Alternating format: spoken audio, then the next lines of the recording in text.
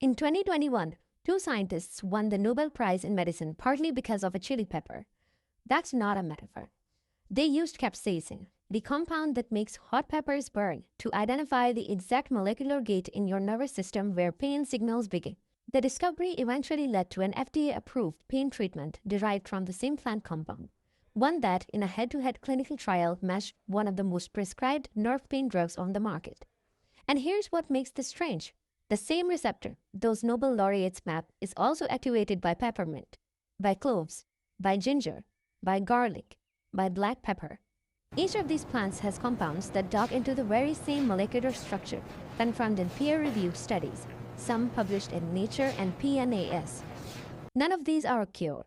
They don't replace sleep or movement or working with the doctor on what's actually driving your pain. Look at But the this is expression real, levels in this specific, sample here. Nobel It's much Prize higher winning than the biology. control. And That's most people significant. have We need to never heard analyze the any of it. variance across these replicas. Research links for everything in this video are in the description. Now we have divided this video in two parts. First, there is a plant section. Look and at the then there is expression a levels science in this section. sample here. Go ahead. Chili pepper, capsaicin. This one starts with the Nobel itself. David Julius at UC San Francisco used capsaicin to identify a pain receptor called TRPV1, molecular gate in nerve cells that opens when it detects heat or certain plant compounds, floods the cell with calcium ions, and fires the signal your brain reads as burning pain. That research won Julius the 2021 Nobel Prize in Physiology or Medicine. The clinical trail behind capsaicin is long and unusually solid. The FDA approved an 8% capsaicin patch sold as Cutenza for nerve pain in diabetic peripheral neuropathy. A meta-analysis of multiple controlled trials found statistically significant pain reduction over low-dose control. In the Alleviates trial, a direct comparison, the patch produced pain relief that matched pregabalin, one of the most commonly prescribed nerve pain drugs, but with faster onset and fewer systemic side effects. You don't need a prescription patch to get exposure to capsaicin. Topical creams are available over the counter. The burning sensation on first use is real, and the reason it fades is the whole point, which science section explains later. Plant 2. Peppermint. Menthol. The Nobel story has two halves. The heat half is capsaicin and TRPV1. The cold half is menthol and a receptor called TRPM8. And peppermint is the plant that made that discovery possible. Both David Julius and Ardem Petapoutian used menthol to identify TRPM8, the receptor your nervous system uses to sense cooling temperatures. The Nobel Committee cited both findings. Research from Duke University confirmed TRPM8 as the primary driver of menthol-induced pain relief. A clinical proof-of-concept study, small, worth flagging, used topical 1% menthol cream twice daily in neuropathic pain patients and found meaningful improvement in pain scores. Peppermint tea won't do it here.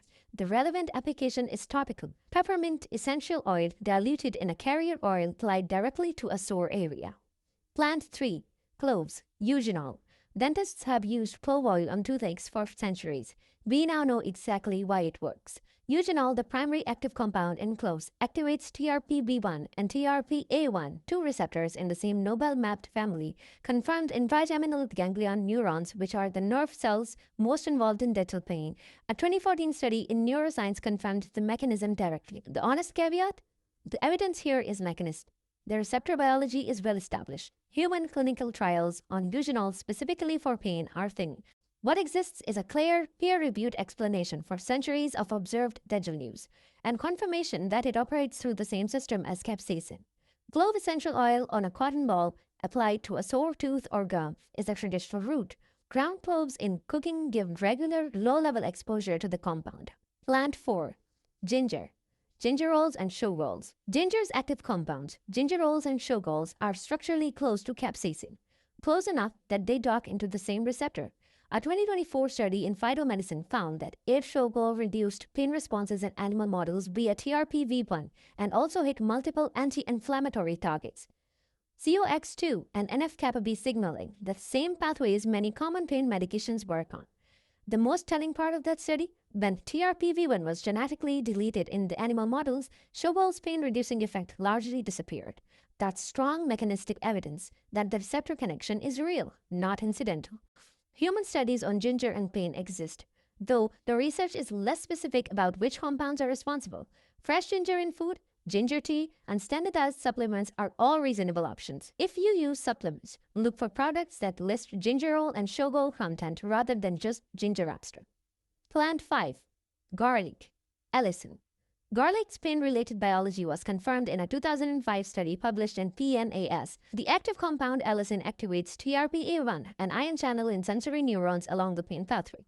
A follow-up study in Nature Neuroscience in 2008 found that allicin also hits TRPV1 through a different binding mechanism than the capsaicin. The same chemistry that makes garlic pungent also triggers the release of CGRP, a signaling molecule that relaxes blood vessels, which explains garlic's separate, well-documented cardiovascular effects through the same biology. The evidence is receptor-level from top journals.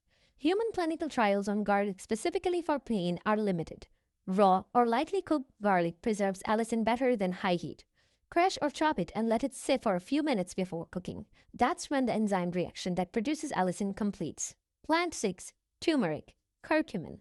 Curcumin works on the same receptor system, but differently from the others. Rather than activating TRPV1, it primarily blocks it, acting as an antagonist, dampening the receptor's activity rather than firing and depleting it.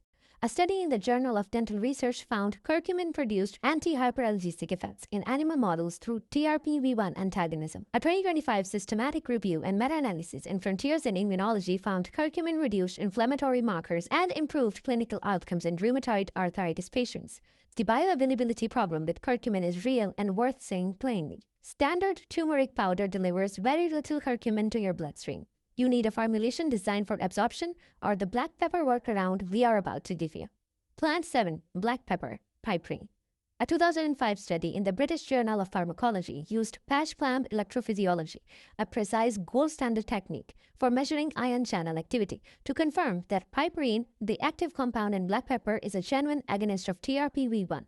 Its activation pattern was indistinguishable from capsaicins. A separate study found that multiple black pepper compounds activate both TRPV1 and TRPA1, but the more practical finding is this. Piperine increases curcumin bioavailability by up to 2,000%. That isn't just a value sparing, there's a mechanistic reason for it, and it's grounded in the same receptor biology. Always use black pepper with turmeric. It's not optional if you want the curcumin to actually reach your system. And now, the science section. Here's the thing about pain nobody really explains. Your nervous system doesn't have a single pain sensor. It has molecular gates, proteins embedded in the membranes of nerve cells that open or close in response to specific signals. When one opens, charged particles flood into the cell. That triggers an electric signal. The brain reads that signal as heat or cold or burning, depending on which gate opened and where. David Julius figured this out because he was trying to understand why capsaicin burns. He built a library of millions of DNA fragments from sensory neurons, the nerve cells that detect pain, and began expressing individual genes in cells that normally don't respond to capsaicin. When he found the one gene that suddenly made a cell sensitive to it, he had identified TRPV1, a receptor that opens when it detects capsaicin or heat above a threshold, allows calcium to rush in, and fires the pain alarm. His colleague, Ardem Petaputian, used menthol from peppermint to do the same thing with a different receptor, TRPM8, the cold sensing channel. The Nobel Committee cited both discoveries in 2021. Here's where the paradox lives. These plants cause a brief burning or cooling sensation and then relieve pain. The same mechanism explains both. When capsaicin hits TRPV1 repeatedly, it depletes the receptor's supply of substance P, the chemical messenger that carries the pain signal to the brain.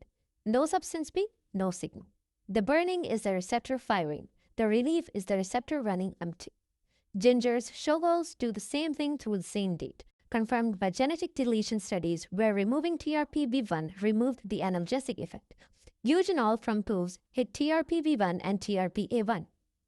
Allicin from garlic hits both. Piperine from black pepper activates TRPV1 with a current profile indistinguishable from capsaicin. Curcumin does the reverse. It blocks TRPV1 rather than depleting it, which is why turmeric's effects feel slower and quieter. Now, what a well-informed skeptic should know. The evidence is not equal across these plants. Capsaicin has an FDA-approved drug, multiple randomized control trials, a Lancet study, and a Nobel Prize citation. The others have receptor-level confirmation from peer-reviewed literature, real, credible, meaningful, but thinner human clinical evidence. That distinction matters. Mechanistic evidence tells you something important. It doesn't tell you the same thing a controlled clinical trial does. The curcumin bioavailability issue is real enough to be worth repeating. Eating turmeric powder is mostly symbolic unless your formulation is designed for absorption. And TRP receptors are one entry point into a system that is genuinely complex. Pain is also shaped by the brain's interpretation, by sleep, by central sensitization, by inflammation driven by a dozen different pathways. These plants work on something real and specific. They are not the whole story, and any video that suggests otherwise is selling something. If you want to start somewhere, capsaicin cream is the easiest and highest evidence option for localized nerve pain or muscle soreness. You can find it at most pharmacies without a prescription. The burning on first application is expected. It fades over repeated use as the receptor resensitizes. For everyday use, fresh ginger in your food, turmeric with black pepper every time, peppermint oil diluted in a carrier and applied topically where you need it. These are small, consistent habits that put Nobel Prize validated compounds into regular contact with the receptor system they act on. All the research, the Nobel papers, the Lancet trial, the PNAS garlic study, the FDA approval documents is linked in the description. Take care of yourself from the inside out.